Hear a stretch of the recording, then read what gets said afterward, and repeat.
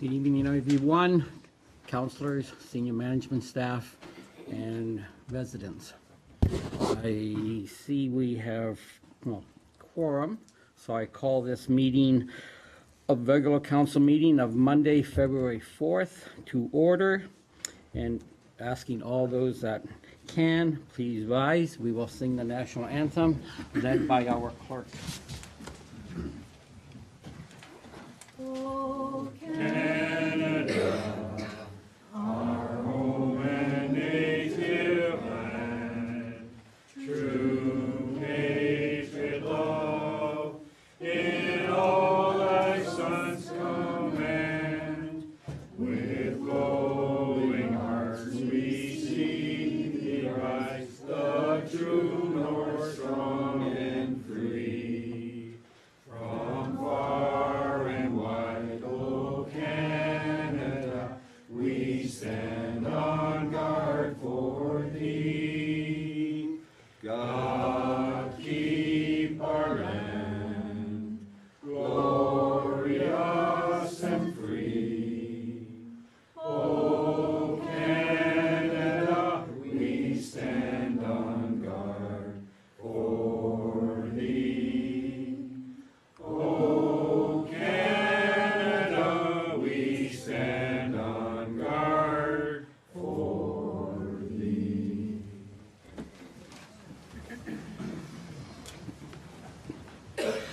Okay, thank you.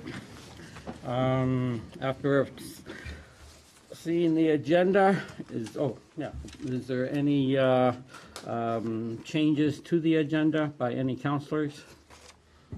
Okay, be noted. Disclosure of pecuniary interest. Have a motion to adopt the agenda. Okay. Okay. Motion put forward by Councillor Chofie, seconded by Councillor Hildebrandt. Be it resolved that the agenda for the February 4th, 2019 regular meeting of council be adopted as circulated. All those in favor? Opposed? Motion passes.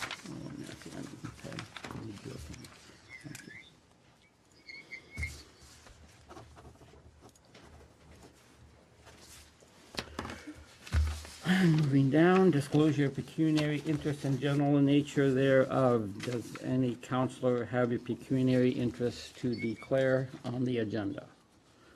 And I see none, so noted by the clerk. Hearing a presentation delegations regional report. So first, yes, is the tax write-off under Municipal Act, Section 357 and 358. Here we go. Pursuant to the Municipal Act, Section 357 and 358, certain properties are eligible for partial tax write-offs because a building was demolished or destroyed by fire. Is there anyone here present wishing to speak to the specific properties subject to these exemptions? Okay, no one present.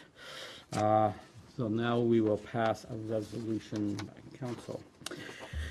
Motion put forward by Councillor Chofie, seconded by Councillor Kaur. Be it resolved the council receive the taxes written off report from the Corporate Services Department, and that council approve the taxes written off report in the amount of $3,169 as per the Municipal Act, Sections 357 and 358. All those in favor? All those opposed? Motion carries.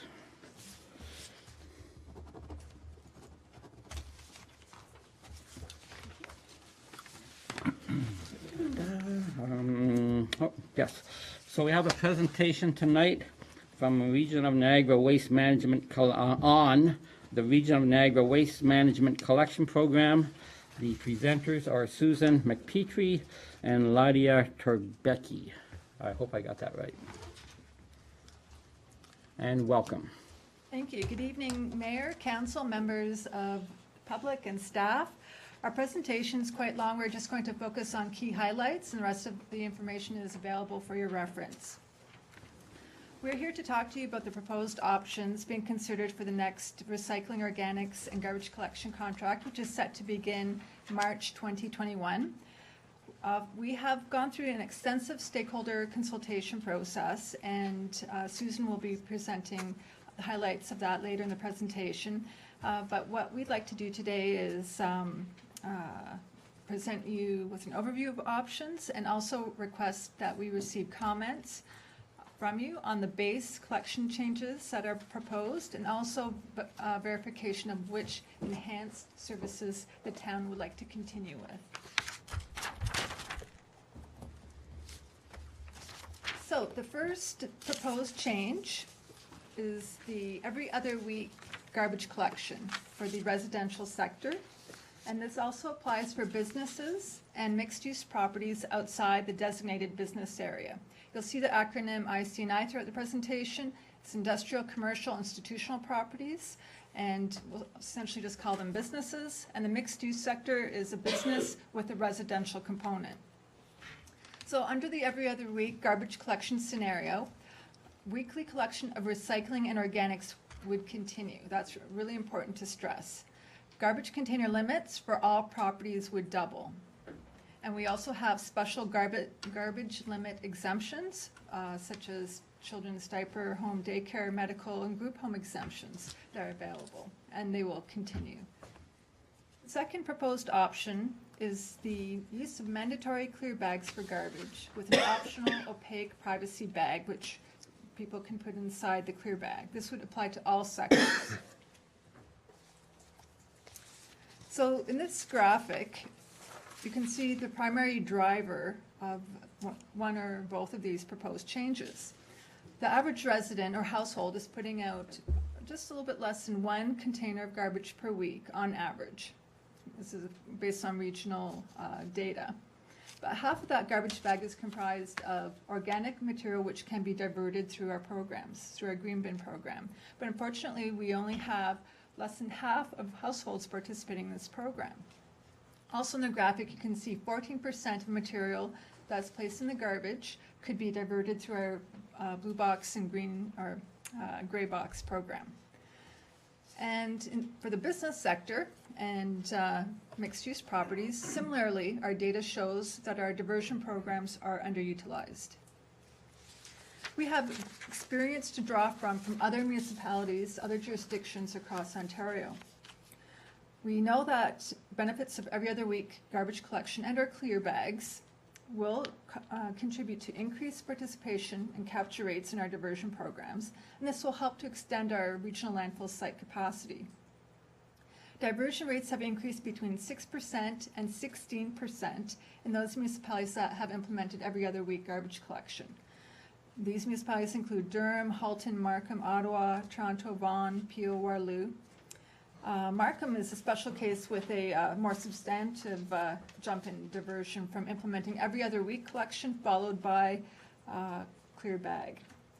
So another key benefit is potential cost avoidance. Based on the region of Waterloo's recent implementation of every other week garbage collection as part of their services, their annual contract savings were approximately $1.5 million annually. And in response to Niagara Region's last RFP, which we issued for the collection contract, excluding one submission, which was an anomaly, on average, bidders priced a cost reduction of approximately $1.2 million annually for every other week garbage collection. So staff are recommending inclusion of pricing of both scenarios in the contract, in the RFP, to verify what our cost savings would be. So in terms of the next proposed change, we have an unlimited large item collection, which we're proposing be changed to a 4-item limit per residential unit per collection day. So this change can be easily accommodated by households, as most residents set out on average less than 2 items per collection. For the next change, only 6% of households are using the appliance and scrap metal curbside collection service. Tonnages have decreased by 94% since 2007. Many of these items are already scavenged before the collection contractor is able to collect them. And these materials can be recycled at no charge at our drop-off depots or scrap metal recyclers can pick these items up. So our initial recommendation was to discontinue the service, but we also have Public Works Committee, which has requested that we also get pricing in case we want to include this option. So that will help with the final decision. The next changes are being proposed for a couple of reasons. Number one, we want to align the service with usage, and we want to see more consistency across similar sectors in the region. There's some confusion depending on where you're located in Niagara. One block over, there's a different bag limit for a business. So in terms of communication and improved contract administration and fewer problems for the collection contractor, having consistency across the region for similar sectors is certainly a benefit. So the proposal is to change weekly garbage container limits for businesses and mixed-use properties located inside the downtown area from 7 bags to 4 bags per property as a base service. That aligns with what the businesses are getting outside the downtown areas. So this would also help to increase participation in the region's diversion programs. The average number of containers set up per week at these properties across the region is 2. So the next service change is for mixed-use properties outside the downtown area. Again, we're looking for a change from 6 containers to 4 containers as a base service. So the key drivers I noted earlier, but again, we're hoping to increase participation capture rates in the diversion programs and potentially avoid contract costs for a service level which is not needed. So we have an outline of the Pelham downtown area, and here are some of the results from our audits.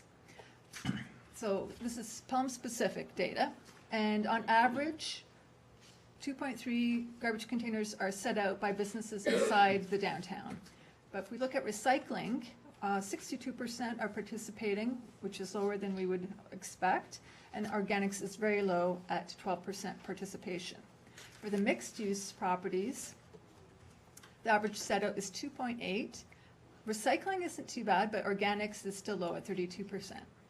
For the mixed-use properties outside the downtowns, we have an average of 1.7 garbage containers per set out. Recycling isn't too bad, but organics is very low, again at 17%. So I've highlighted base level collection changes which would apply across the region, all municipalities. Now, municipalities are also receiving something called enhanced collection services. So this could include public space recycling, which I know Pelham does have. So this is provided at the request of the local area municipality, and it's also paid for directly by the municipality. Town of Pelham has just less than $30,000 allocated for enhanced collection services, which is 2.4% of its annual waste management charge of roughly $1.2 million. On the screen, we have a list of the enhanced services, and we're just looking for a confirmation that you'd like these enhanced services to continue, or if you'd like amendment or addition. If we could get that from you, that we can include it in our next report to Public Works Committee. Now I'm going to pass it over to Susan to talk about the stakeholder consultation results. Thank you. So we did do an extensive stakeholder consultation starting in the late spring, early summer of 2018. We communicated with local area municipalities, public works officials. We also attended meetings and provided information to organizations representing businesses. That includes business improvement associations, chambers of commerce, and tourism organizations. We did receive formal input from the Pelham Business Association, stating their support for changing the weekly base garbage collection inside the designated business area from 7 to 4 containers per property. We also received their support for every other week garbage collection and the mandatory use of clear garbage bags. In October and November, we did some widespread outreach to residents and individual businesses, and that included going to every local area municipality and doing public open houses and community booths. And the key tool that we used to gather feedback through this process were surveys. We had an online survey that had a large number of responses. It had over 6,600 responses. And we also did a random telephone survey that had 1,250 completed responses. So we have some of that preliminary finding from the survey here available tonight. This question is from the survey. If you had to make a choice between clear bags and every other week garbage, which would you choose? You can see for the telephone survey that clear bags were preferred over every other week garbage, but there 21% did choose both. Online, every other week garbage was preferred over clear bag, while neither was the top choice in that area. We can look specifically at the results for Pelham and see that it's a little bit different there. In both the telephone and the online survey, every other week garbage was preferred over clear bags. We have some results in addition to every other week garbage and the clear garbage bags for the other options. And we can see that for both the 4-item limit for large items and the elimination of scrap metal collection, those options were largely supported by the majority of residents that responded. For the business questions, for the region-wide response for the reduction of container limits, I found that a slight majority said they could manage a reduction from 4 to 4 containers. But we do know that we had some broader support from Pelham through the Pelham Business Association. For the reduction of container limits for those mixed-use properties outside of the designated business areas, 1/3 said that they could manage reducing from 6 containers to 4. So just moving ahead to next steps. So we are looking for your comments and position on those proposed base collection service options that we've discussed here, as well as verification of your current or any additional enhanced services. And this would include the provision of enhanced large item collection service to multi-residential or mixed-use properties with a residential unit. And this would be in a manner parallel to the service that is currently provided to the low-density residential sector. And this final item is new. It's a verification. We're looking to see if any municipalities would like to include a per-stop price for in-ground public space recycling and litter bins, and or for in-ground IC&I multi-residential or mixed-use properties for all streams, and that would be, again, as an enhanced service under the provisional items. And that concludes our presentation. Thank you. Thank you very much for that presentation. Any questions from members of council? Council Carr. Yeah, through you, Mr. Mayor. Catherine, we talked about the large, I'm trying to get back to, discontinue of the appliances and scrap metal collections. What happens now when a citizen leaves their barbecue or dryer or fridge? Is there a possibility of having a spring clean and a fall twice a year? Because we really don't want to have refrigerators and barbecues on our streets. Through the mayor, so part of the rationale for proposing this change is that there are other options available. And when people do buy appliances, there is typically an option where you can have them collect your old appliance.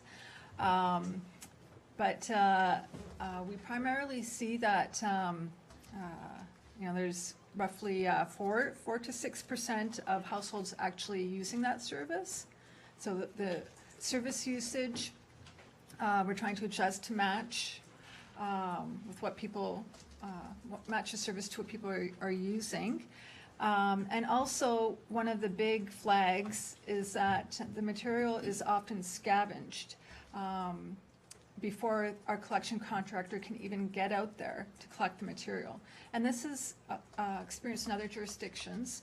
And there has been other experience in jurisdictions such as, I think, Barrie, Hamilton, London, Ottawa, Peel, Windsor, where they have not experienced challenges with discontinuing the service, because again, there's other opportunities there. And sometimes if the material may not get collected by a scavenger, and we actually prefer that scavenging not occur, but call is made to a scrap metal hauler, and they can come and pick up the material.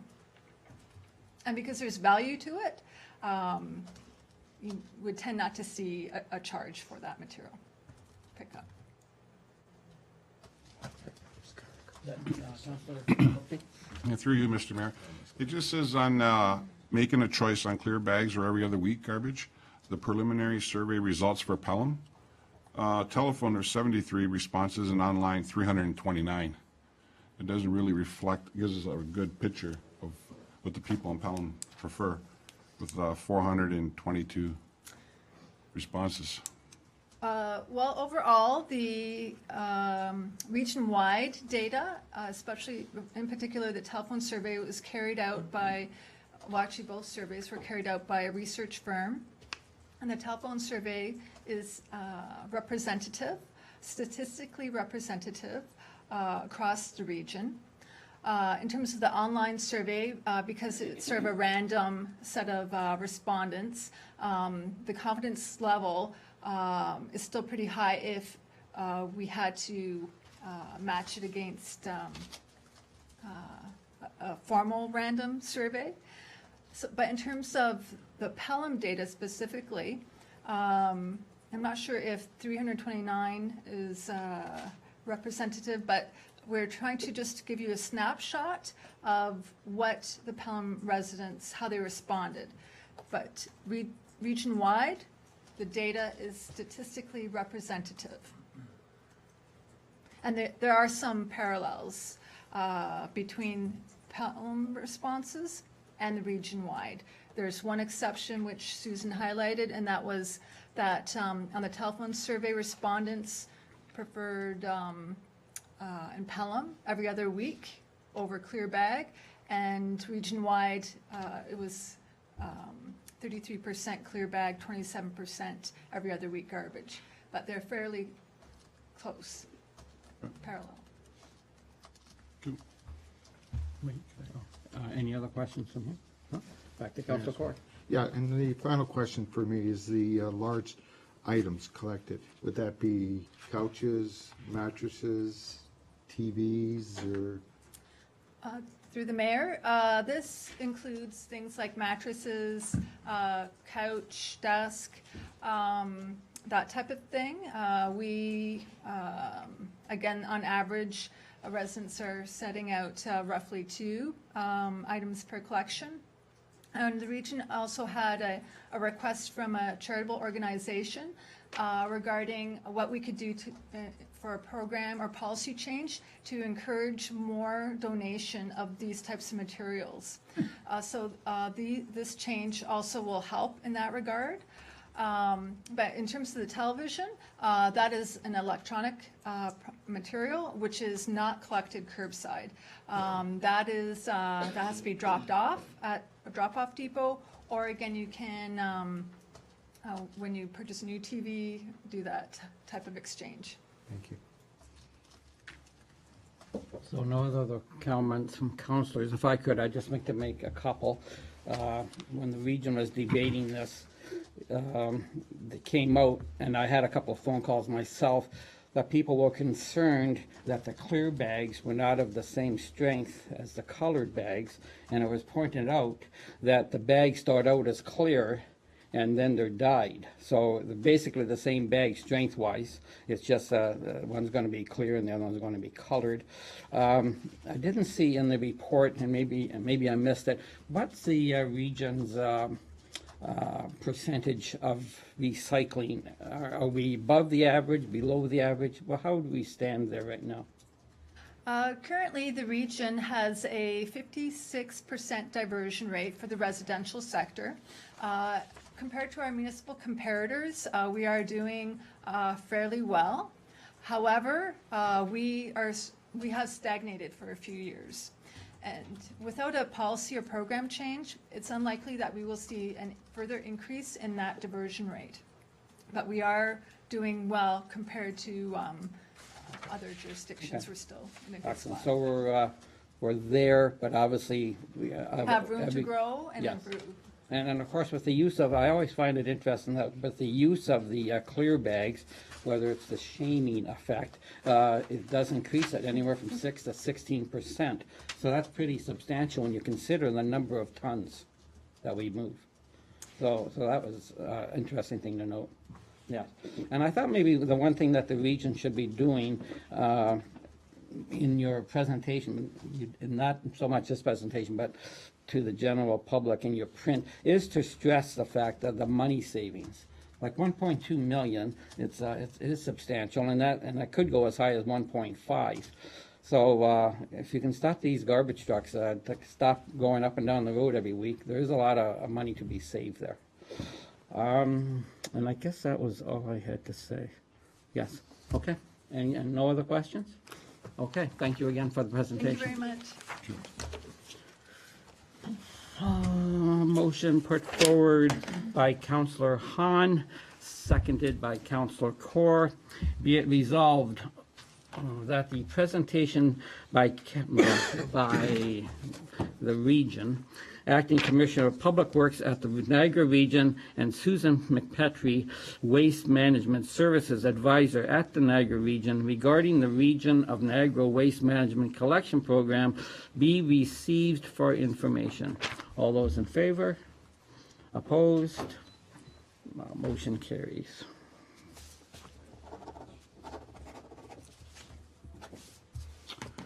Okay, and next on the presenting is a Richard McCombs, and you are going to talk about cannabis.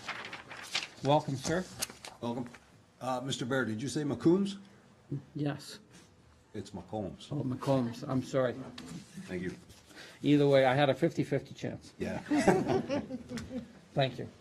Okay, good evening, Mayor and councilors.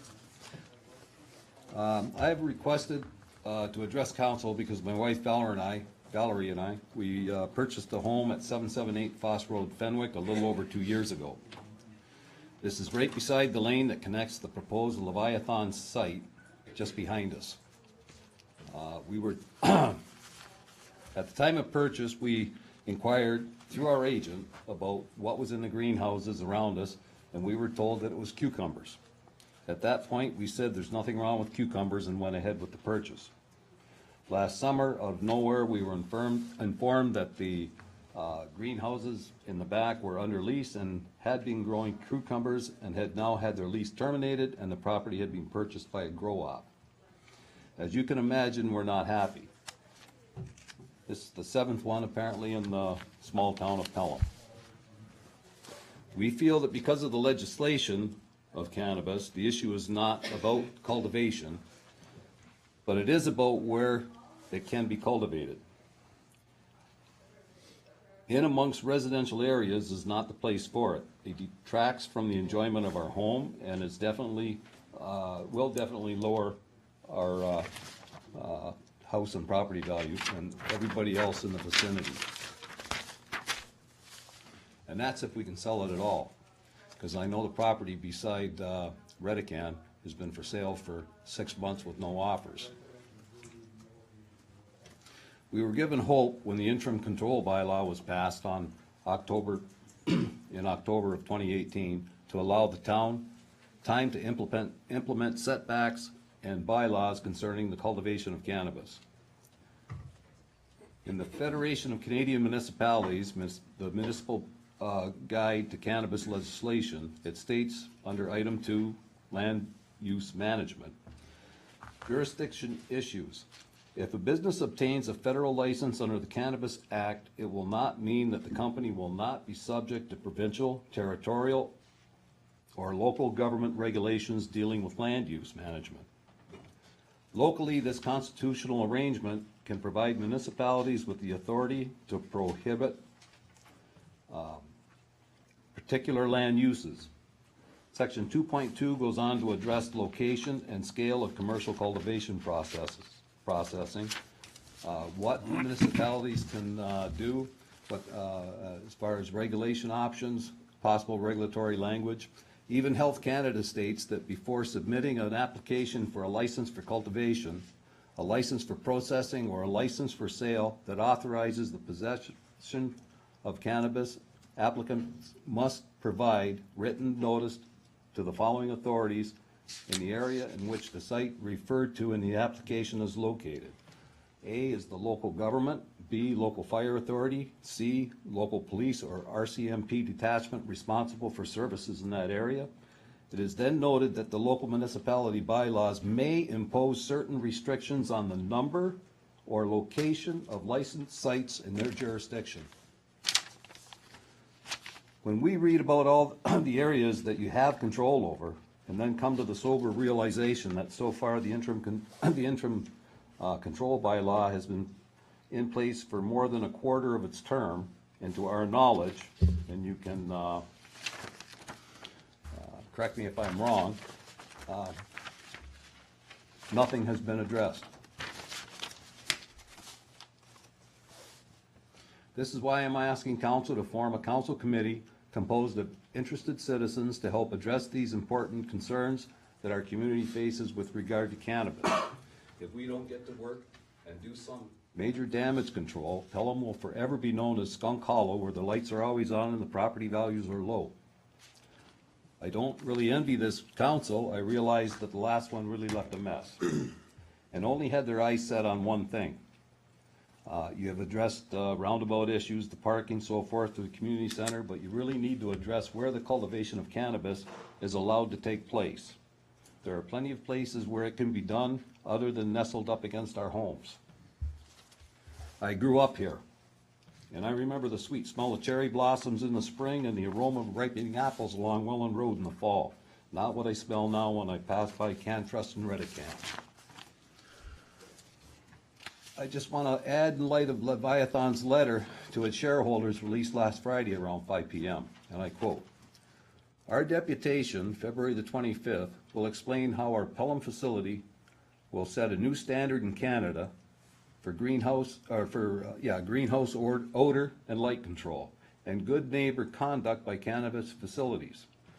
Should council deny our exemption application, the company will immediately commence legal action against the town of Pelham to quash the offensive bylaw.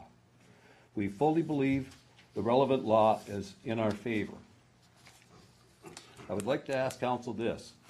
First, Leviathan even states in their press release that the bylaw is relevant because they know it cannot be breached.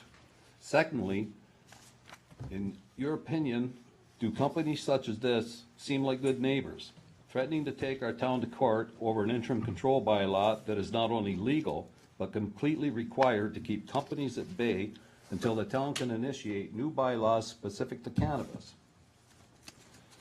We clarified with 2 separate legal advisors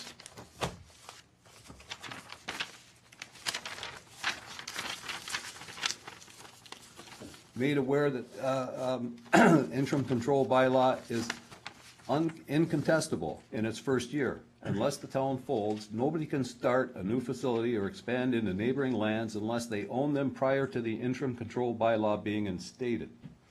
Those same legal advisors both said, and I quote, "Let them try suing the town. They will not win, period." That is why your town put it in place to protect its own interests until they can look into future bylaws. I'll go to you first. So we can... In summary, I urge the council to please seriously consider my request to form a council committee to work with the town on these important matters. Richard McCombs. Okay. Thank you for the presentation. Before I turn it over to council, I'll first ask the acting director, CAO, to comment on how we think about the legalities of the bylaw. So, Well, I will, through you, Mr. Mayor, I'm going to forward this to the Director of Planning with regards to the interim control bylaw. Mr. Mayor, through you, yes, we feel that the interim control bylaw was passed legally and is enforceable. excuse me, while you're still standing, Ms. Weens, could you perhaps tell us what we have done so far with the ICB and where we're heading with it as far as public consultation and what have you? So at this point in time, staff have been doing some research on what other municipalities are doing with respect to cannabis production facilities, and we're conducting that research, doing some comparisons, figuring out what is best practices. We will be bringing that information forward to council. We will also be doing consultation with cannabis producers as well as with the public to get their feedback and input, and then ultimately, in the end, we will be bringing forward to council a recommendation, and there will be formal public meetings as well to consider any changes that we may make in terms of providing standards or requirements, policy changes as it relates to cannabis production facilities. So we're in the process of, like I said, doing the research now. Okay, great, thank you. And if I can turn to Madam Clerk, I think the community, and I've heard this throughout, we are looking for a committee to be formed. What would be the steps that this council would have to take? I was hoping that we could have a public meeting first and then see the interest that's out there and how we would form it. But explain to me how that committee would shape up in your eyes. Thank you, through you, Mr. Mayor. Any committee of council, an advisory committee, would be at the request of the entire council, so it could wait until we've done some public consultation on the interim control bylaw, or the committee could be struck prior to that. However, before striking any advisory committee, it would be recommended that the process be forwarded to staff for research and recommendation. In terms of the terms of reference, we would want to know what exactly the format of the committee would be, what the goals and objectives would be, and also the membership on the committee to ensure that it is a balanced committee in terms of, you may want to have, for example, producers on there so that they also have input, persons in opposition, persons for cannabis production. So it would be something that should be recommended to staff for a full investigation and report before just moving forward with a committee. Okay, thank you for that. You're welcome. Now I will open it to council. Any councilors want to have questions on this presentation? Councilor Trophy. Yeah, this question would be directed to through you, Mr. Mayor, to the interim CAO. If we were to get some sort of terms of reference put together, how long would it take for staff to put together, get this on the agenda to get a committee started? Through you, Mr. Mayor, looking at the clerk, how long would this normally take, this process? Would it be a month, a few weeks? Through you, Mr. Mayor, once the terms of reference are developed by staff and presented to council and approved by council, we would then advertise for interested citizens to the committee. That can take a couple of weeks, and then, of course, council would review the applications and make the appointments. So it could be a couple of months before it's actually up and running. Mr. Mayor, would this be appropriate to put a motion to have staff start developing the terms of reference? Through you, Mr. Mayor, we will have a motion to receive the presentation by Mr. McCombs. If council wants to include the development of terms of reference, it could be included as an amendment to this motion to receive. Then council will vote on that motion, the amendment, and then if that's carried, we would then proceed to develop the terms of reference. Through you, Mr. Mayor, then I would like to put a motion forward to start developing the terms of reference. Okay. So he would be put forth an amendment? He'll be amending this motion when this one is put. Okay. Okay. Councilor Stewart. Through you, Mr. Mayor, the group that wants to have the committee, it's a committee to control cannabis, and I don't see that having cannabis producers involved in that committee would be particularly helpful. Madam Clerk, any thoughts on that? Through you, Mr. Mayor, I think our Director of Planning and Community Planning and Development would have the best input there. Okay. Ms. Weens, any thoughts on this committee that we're talking of?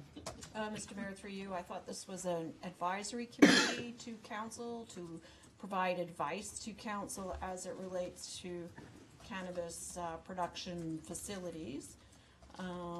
It's always, I think, in council's interest and in the community's interest to have all parties at the table when they're providing advice to council. And so if there's a way that the cannabis producers can work with the community, then they should both be at the table at the same time. And so I don't want us, without prejudging what the terms of reference are going to look like, you know, I think it would be in council's interest to have members sit on that committee that also represent cannabis producers as well as the public. Okay, thank you for that. Am I allowed to speak? Yeah, go ahead.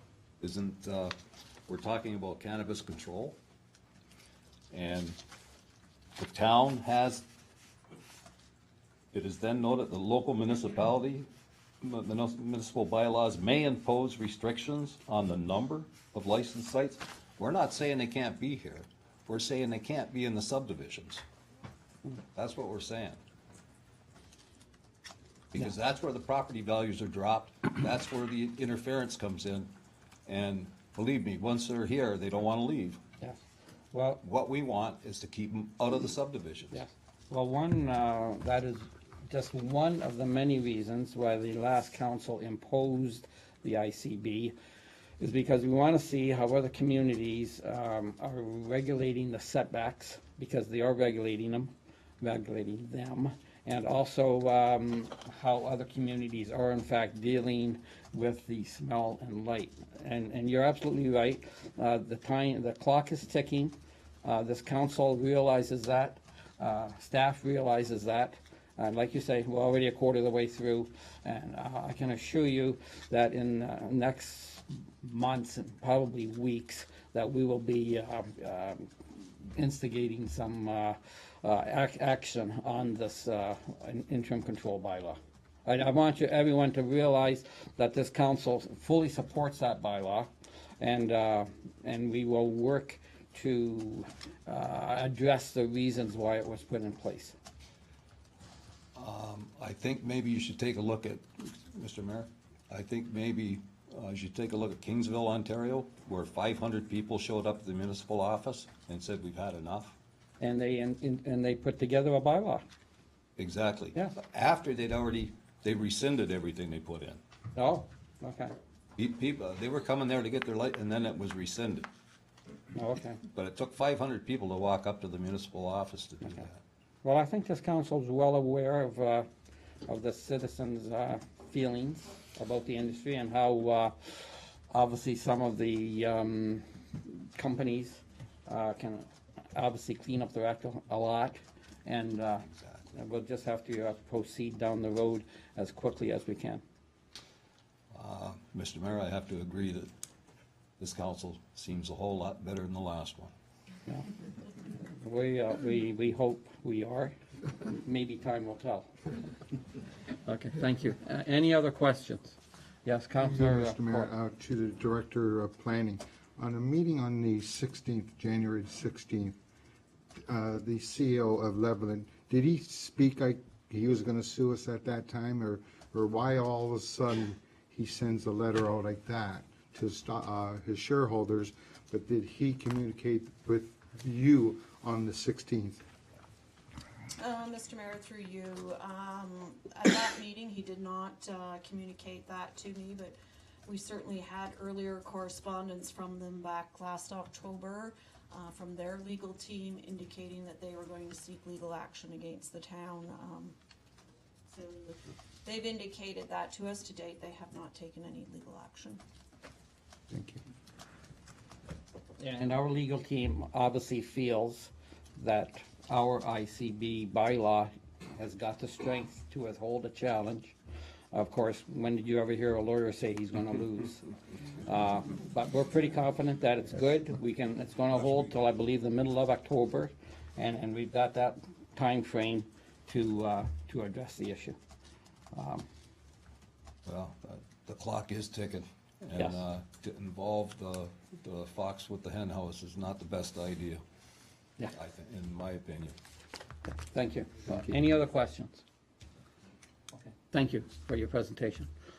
So now we have an amended, No, not yet. No? So you're Okay. going to present the motion as it's put, then you're going to call for the amendment, because I'll need a mover and seconder. Okay, excellent. Okay, an amendment, oh, no, I'm sorry, a motion put forward by Councillor Hildebrandt and seconded by Councillor Trophy. Be it resolved that the delegation by Richard McCombs, sorry, regarding cannabis be received for information. Now he makes it, and then Councillor Trophy, you now have to make your amendment. Yeah, I'd like to make the amendment for the terms of reference to be developed for a new committee for council to review. Okay, now, okay, so we have a seconder, Council Core. Do we need two? Or just You one? need a seconder. So I have that as Counselor Core. Yes. And if I could just have a date for when the terms of reference are to come back, perhaps for our March meeting, or? Yes, well, whatever you think would be acceptable. Mr. Mayor, through you, I would suggest the March policy and priorities meeting. Okay, thank you. So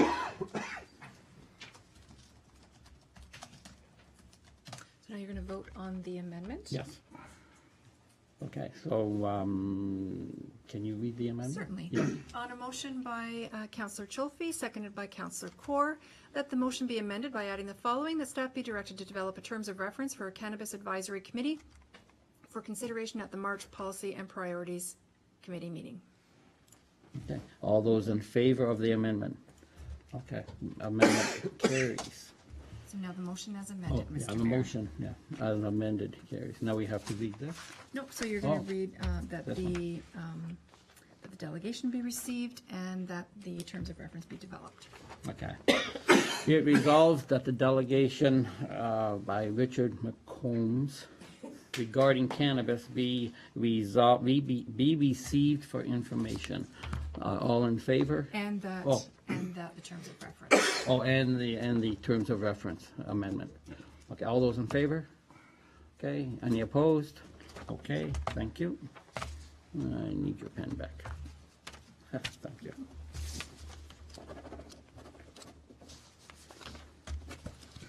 Okay. Oh, and now, so thank you for that report, and like I say, please rest assured that this council is well aware that we got to get things in gear here. Thank you, Mr. Mayor. Thank you.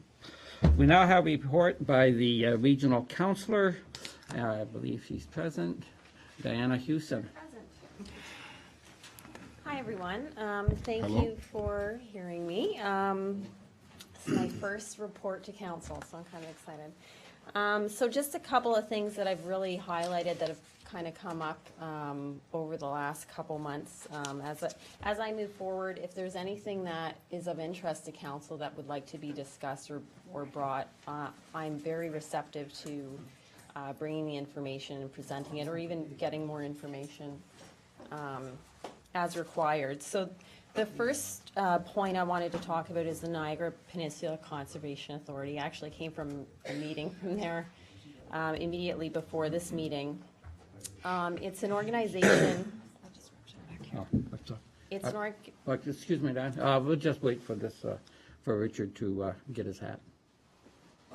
Mr. Mayor, I'm not very good at this. No problem. Thanks again. Okay, go ahead. Dan. So it's an organization that's seen significant political and public attention. There was this Auditor General report that fairly scrutinized the organization in terms of its management. We're currently operating with an interim CAO, and we've actually struck a CAO selection committee, which has already met and have posted a search for an executive firm, so we're looking forward to getting that process underway.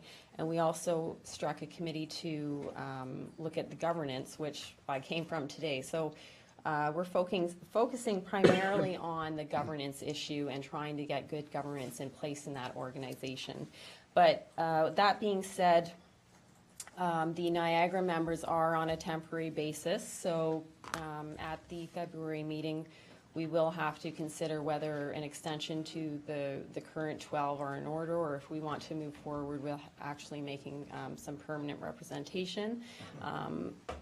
So Hamilton has increased their numbers of 4 from 2, and Haldeman has also increased their numbers from 1 to 2. And currently, there was discussion among the mayors of Hamilton and Haldeman discussing with Chair Bradley in terms of the appointment numbers. However, there is a court case in progress right now, which can speak to that. So I think there's hesitation to negotiate something knowing that there could be something coming down from a judge. So there probably won't be discussion at the mayor level or with Chair Bradley until there's a resolution on the legal front. So in terms of the budget, we just saw the budget come from the NPCA. There's about $7 million, which is going to come from Niagara. Pelham has a significant interest in this organization. As we know, the 12 Mile Creek is a significant part of Pelham. It starts in Font Hill. It's the only watershed in Niagara that supports cold water fish species such as the brook and brown trout populations. We also have the Comfort Maple, which is believed to be the oldest sugar maple tree in Canada, and it's estimated to be about 400 to 500 years old. So as a conservation area, it's very significant to Pelham. And as a citizen noted for me that it's also part of actually both the Lake Ontario and the Niagara River watershed, and there needs to be some more conversations around the flood map planning. So that will most likely come after we get some of the governance issues under control. But I was elected the vice chair, so I've made a 2-year commitment. But I would like Pelham to start thinking about, after that 2 years, what kind of representation do you want? Because it could continue to be political, or you could have a citizen at the table, and there has been an interest. I've been contacted by a couple of people who have an interest in the organization, so I'd like to leave that with you guys for consideration. Do you want me to continue through all of my items, or does anyone have questions on the NPCA before I move forward? Okay, go ahead. I have a couple of questions. I was going to wait, but okay. So here's a couple. Now you mentioned that you're on for the 2-year chairmanship, but then you also mentioned the 3-month interim. So what has precedence?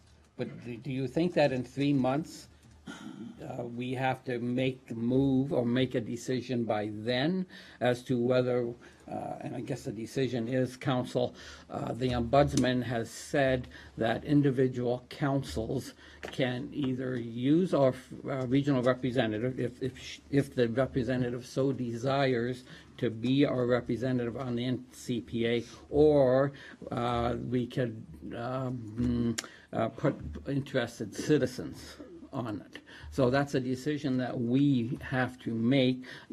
So Diana, when do you think in 3 months we're going to have that? Or Well, I can tell you, I think there's an interest in asking for an extension from the existing 12 because we'd like to see a permanent CAO in place.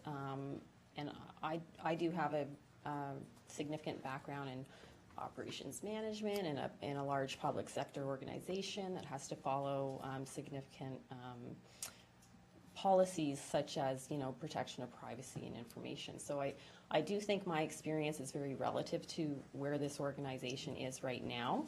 But in terms of a citizen representation, some municipalities have already gone through the process of selecting a citizen representation, and they've advertised and gone through resumes and chosen someone. So as an example, Fort Erie already has somebody identified. So I don't think anything like that has taken part here, but it's definitely food for thought. If you want to go that route, then you'll need to start thinking about the process of how to select someone for that role. Thank you. And 3 months was hardly enough to scratch the surface, considering what the NCPA disarray that it was in. Do you get the feeling, you've been there 2 months, is the staff still able to carry out day-to-day procedures as best as they can, knowing what's going on top of them? Yeah, the organization is still functioning. It's just, there's a absence of leadership that needs to be addressed, and it takes time, as I'm sure you guys will find out, to find a CAO and put the right person in place. But you also don't want to be under pressure to make a quick decision. You want to choose the right candidate for the long term. So, we're expecting with, if all of our ducks line up in a row and we get the right executive search firm and we get the right candidates applying, we're hoping to have candidates for review by the middle of March. That's not too bad then, yeah, moving along, yes. So I'm sorry, you do have some more Yeah, presentation. so another, what I think is significant success is the Early On Center, and this is thanks primarily, I would like to acknowledge that there were some citizen representations, one of which is in the audience today, who were very vocal in terms of advocating to retain the Early On Centers. We did lose one, but they, based on their efforts, they were successfully able to prevent the Fenwick closure. I personally was given the number of 5 months, that we would have it for another 5 months. But I guess we got to this point because the province had originally downloaded these services onto the region. The region had quickly contracted with some organizations to provide the services. But in that role, the region is supposed to be the service manager. But it was actually the service provider who had decided to stop the services. So there was obviously not happy about that. But we're very happy that the Fenwick location is going to be open for 5 months at least. And the region now is going to go through a process where they are reviewing service providers, putting out an RFP, assessing, the level of service, where the location of service should be, and they'll also take into consideration child population numbers, which I think is a much better way of determining the level of service, and hopefully will also take into account our rural populations, because it may be very easy to offer a service in an urban community, but we have a lot of urban population where it's that needs to be included in those decisions. So yeah, I think that's a very early success for us. So Thank you, yes. anyone have any questions about that? No? Okay. So, and the final item that I included on here was Bill 66. I'm not sure, I'm hoping you guys have been apprised of it, because it's primarily a municipal tool. It's gives local councils the ability to pass open for business planning bylaws that could exempt site-specific projects from a number of provincial protection plans and acts. And that had a schedule that included some exclusions with regards to the Green Belt Act and the Clean Water Act. So the region passed a motion that supported a reduction in the regulatory burden that strengthened our competitiveness, but made it easier for businesses to locate, expand, and create. But we also recognized the importance of the Green Belt and the Clean Water Act, and asked that public consultation as well as protection of significant environmental protections remained in place. So very recently, the minister did commit to withdrawing Section 10 of the Act, which was the one that allowed changes that could be used for farmland or for different types of development. And the bill will be up for debate in February. Any questions? No? No, Okay. I guess not, Ms. Houston? So the last thing I just wanted to say is that Mayor Junkin and I have been working very closely together. We keep each other informed on any issues in a very timely manner. I think it's a very positive working relationship, and I think it's a great way to represent Pelham's interests moving forward at the region.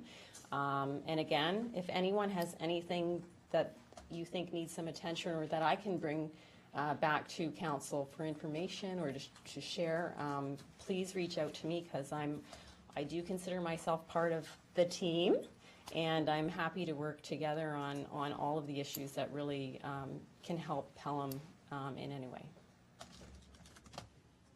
Thank you. Ms. Houston, for your presentation, and you're right, we enjoy working together, and I think it's a good team we have here for the region. Thank you. Any questions or anything else? No? Okay, thank you, everyone. Thank you.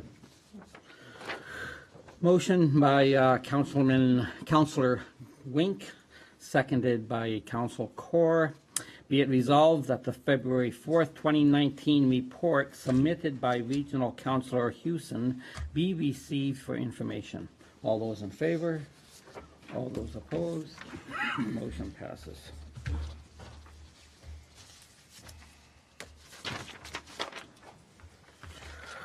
Okay, now just some, some homework, adoption of minutes, and should I just read this? No, read this. Oh, okay, just have to read that. We're not at consent yet. Okay. Motion put forward by Councillor Wink, seconded by Councillor Stewart. Be it resolved that the following minutes be adopted as printed, circulated, and read. 1, C-01/2019, Council Minutes, January 21st, 2019. 2, SC-03/2019, Special Council Minutes, January 21st, 2019. And 3, SC-04/2019, Special Council Minutes, January 26th, 2019. Any debate on these minutes? Okay, all those in favor of this motion? All opposed? Motion carries.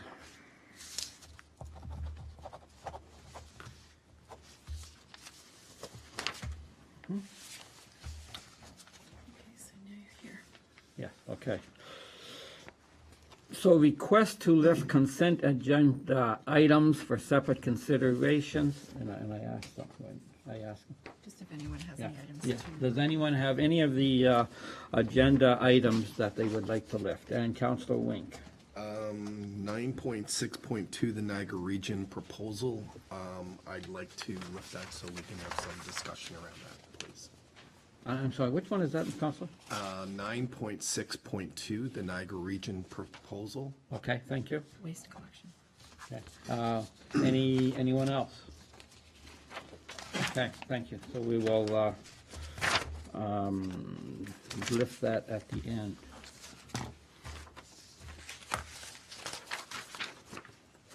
Okay, I have to read the consent. I read this first? You can read all of it. That's the consent agenda. So it's all one consolidated motion. Oh, okay, good. Be it resolved, motion put forward by Councillor Stewart, seconded by Councillor Wink. Be it resolved that the following consent agenda items be received and the recommendations contained therein be approved as applicable. 9.1, presentation of recommendations arising from P&P for council approval. Be it resolved that council approve the recommendations arising from P&P 01-19 policy and priorities minutes, January 21st, 2019. 9.2, minutes approval from committee. 9.2.1, policy and priorities, -01, 2019 minutes, January 21st, 2019. Be it resolved that the following minutes be adopted as printed, circulated, and read. 1, P&P -01/2019 minutes, January 21, 2019. Staff reports of a routine nature for information or action. 9.31, approval of 2019 Advisory Committee terms of reference. Be it resolved that council approves the terms of reference as amended for the following Town of Pelham Advisory Committees: Community Beautification Committee, Pelham Active Transportation Committee, Pelham Seniors Advisory Committee, Pelham Summerfest Committee, MCC Hospitality Committee, and MCC User Group Committee. 9.3.2, 2018/19, Dedicated Tax Fund for Public Transportation Program Agreement.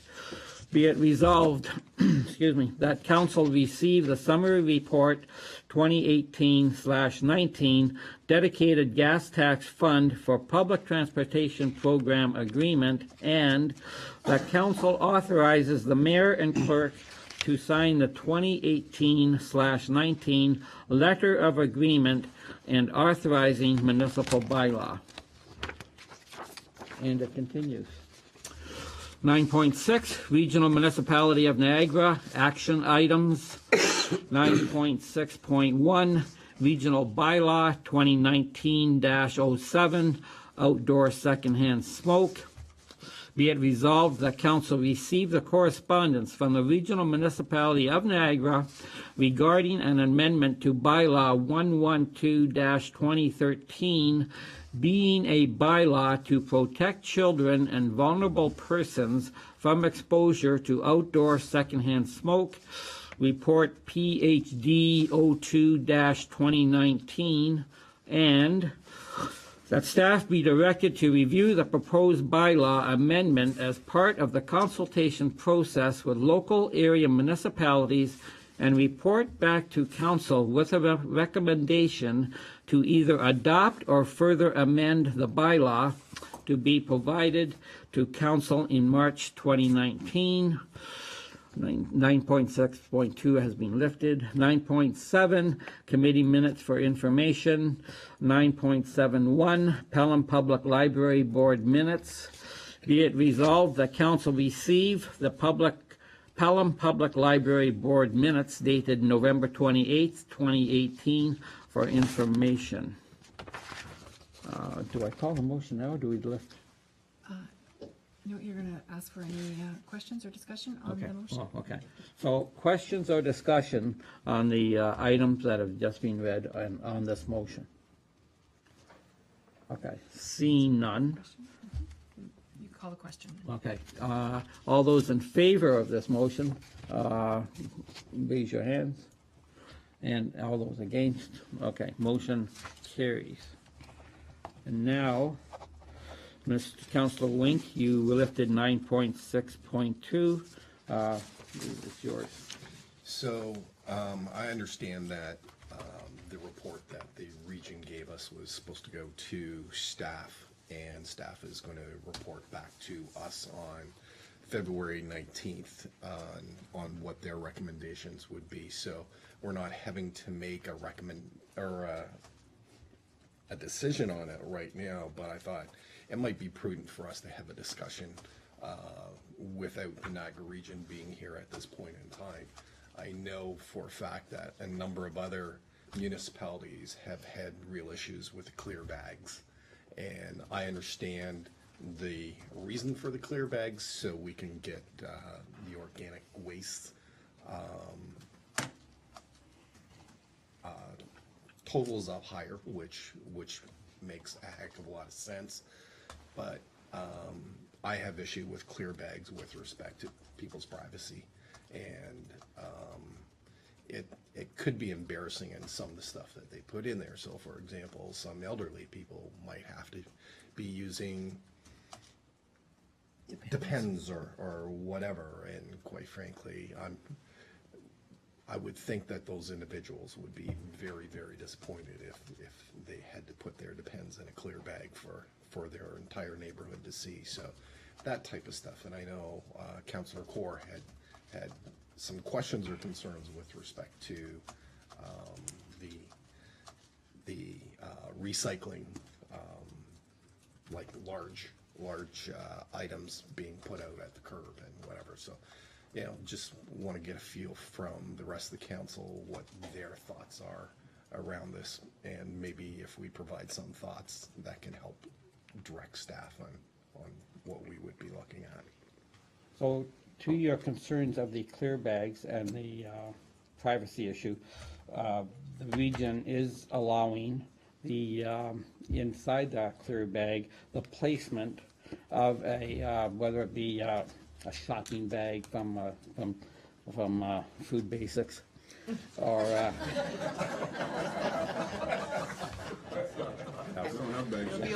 but all I'm saying is that you are allowed to, if you have personal items that you don't want to have your neighbors know that you are using those items, they can be put in another bag, which can then be put inside the clear bag. So it's not as if someone has to go out and buy 2 different types of garbage bags. No, that's right. That's right. So that's how they are trying to address that issue. And the other issue, Counselor, the large item issue, yes. Anyone have any thoughts on that? Yes, Counselor Court. I just want to continue what Counselor Wink said. So what happens if they find that there's too much recycling in the garbage? They leave it on the curb, they tag it, the person has to take it back. What happens to that? Yeah, that's a good question. I don't think we ever discussed that at Region. I don't know what, and any staff member? No, I don't know what they would,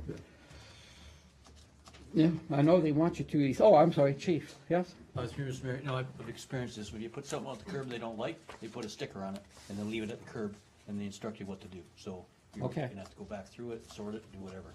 But they won't pick it up, they'll just put this yellow sticker on it. Great, thank you for that. Thanks. Yes, Counselor Hildebrand. Through you, Mr. Mayor, with regards to the large items, I have a Sunday night pickup that occurs in our area for every large item ever going. Yeah. You can depend on him, he'll pick everything up, and I'm sure if we even advertise something like that in the town, he'd love to do it, because Yeah. that's what this guy does. He roams everywhere, and he knows where the best pickings are. No. I guess there's always a chance that he may miss someone. I guess that, I was gonna suggest that, You have to have it out Sunday night, yeah, oh, okay. so he's got a schedule, you know? Yes. I was going to suggest that to the representative from council that, or from the region, that perhaps they should have, if someone phones up needing either a large item or especially the stove metal objects, that perhaps they should have a phone number that they could give out to the people calling in. Because a lot of elderly people don't know scrap dealers as such. I'm sorry. Through you, Mr. Mayor, another source of pickup is the Restore and those kind of stores. They will come up and pick up stuff that's recyclable or reusable or whatever. Yes, It's good point. amazing what you can donate to them and they'll come to your house. Yeah. They'll even take some stuff out of your house. Okay, great, thank you. Any other comments on this, on the region's waste? Okay, council? So, I'm okay with referring it to staff at this point. I just wanted to make sure that we had some understanding there. Okay, great, thank you. So now you're going to read this motion. We'll use the same mover and seconder, which is Stuart and Link, Okay. to do that motion. Okay, motion put, sorry, as a motion then? Yep, okay. Motion put forward by Councillor Stewart, seconded by Councillor Wink. 9.6.2, Niagara Region, proposed base services for next collection contract. Be it resolved that council receive regional report PW 3-2019, proposed base services for next collection contract, and that regional report PW 3-2019 be referred to staff for review and report regarding the recommendations contained therein at the next regular council meeting scheduled for February 19th, 2019. Any further discussion? All those in favor of this motion? Any opposed? Motion carries. Okay. Moving on. So we got all consent.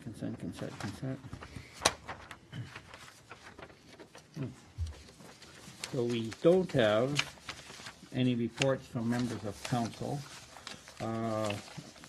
Staff reports required action. No, there are none. No, I don't think so. So next, we're at My stupid computer.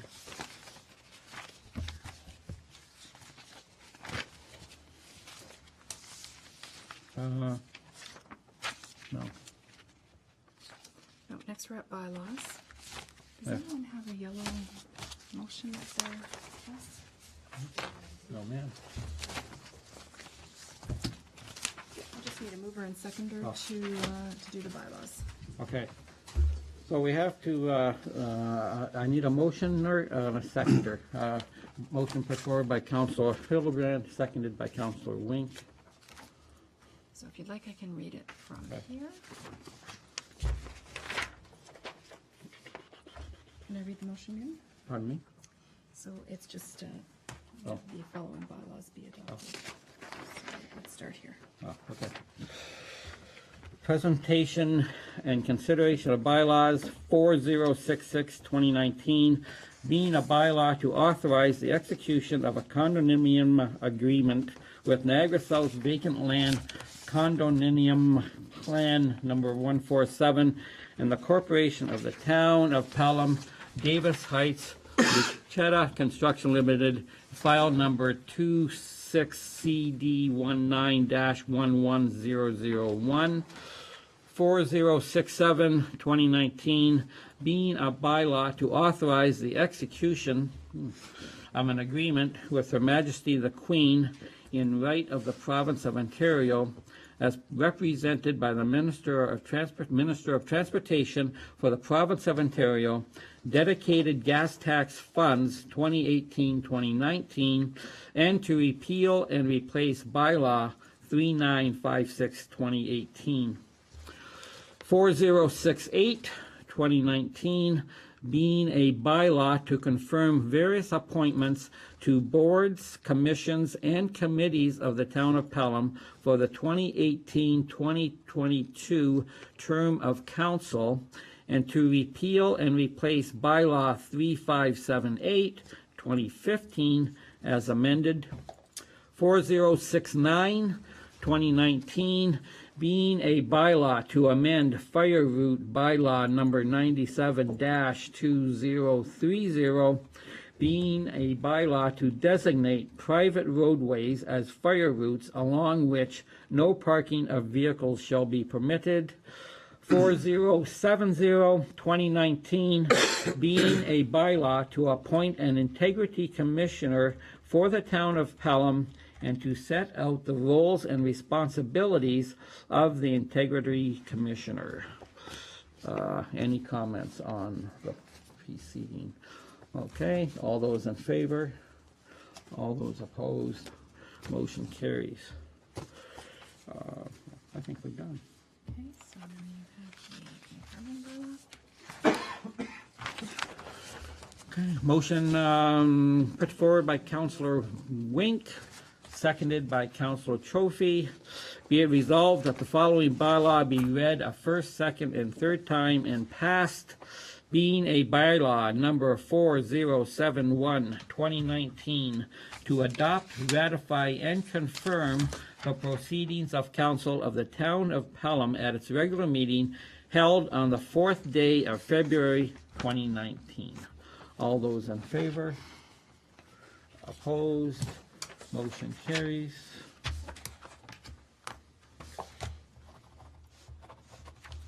Did we have a recess? First you have to adjourn. Okay. There we go. Motion put forward by Councilman Hildebrandt, seconded by Councilor Trophy. Be it resolved that this regular meeting of council be adjourned until the next regular meeting scheduled for February 19th, 2019 at 6:30 p.m. All those in favor? All those opposed? Motion passes, and this meeting is adjourned.